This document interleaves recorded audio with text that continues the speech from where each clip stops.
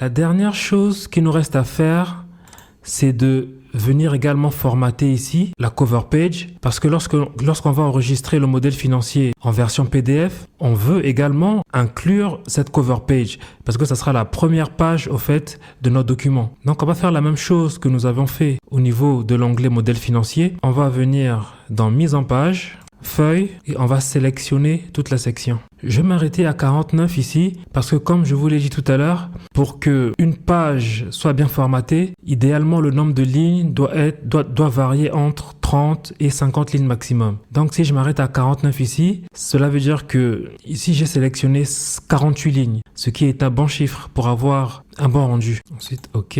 Ce que je peux faire, c'est rajouter plusieurs lignes ici pour que la bordure inférieure descende un peu plus proche de la ligne 49. De cette façon, le rendu sera meilleur.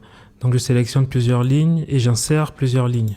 Ensuite, je vais dans Affichage avec saut de page pour voir comment ça apparaît. Vous voyez que là, nous avons encore ces lignes en pointillés, ce qui veut dire que le fichier n'est pas bien formaté. Comme j'ai fait tout à l'heure pour le modèle financier, je veux aller réduire les marges et puis peut-être supprimer une colonne et voir comment ça apparaît. Ensuite, je vais réduire l'échelle parce que là, actuellement, l'échelle est à 100%. Donc, je vais appliquer ces modifications histoire que tout ce tableau-là soit uniquement sur une page et non sur 4 pages comme vous voyez actuellement. Donc, on va dans mise en page, on clique sur la petite flèche, on va voir les marges. Je vais mettre à 0,3 comme tout à l'heure parce que là, elles sont un peu trop élevées. Voilà, j'ai mis 0,3 partout.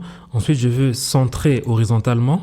On voit que le fichier s'améliore légèrement, mais voilà, on a encore beaucoup de travail à faire pour que ça tienne bien sur une page. Je vais retourner dans mise en page et à présent, je vais jouer sur l'échelle.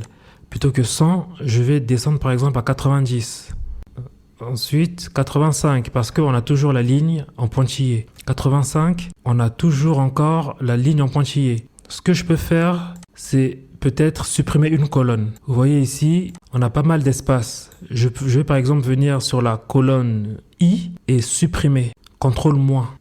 Et normalement, ça va tenir sur une page. Et à présent, quand je retourne dans Affichage avec saut de page, là, vous voyez que le document tient bel et bien sur une seule page.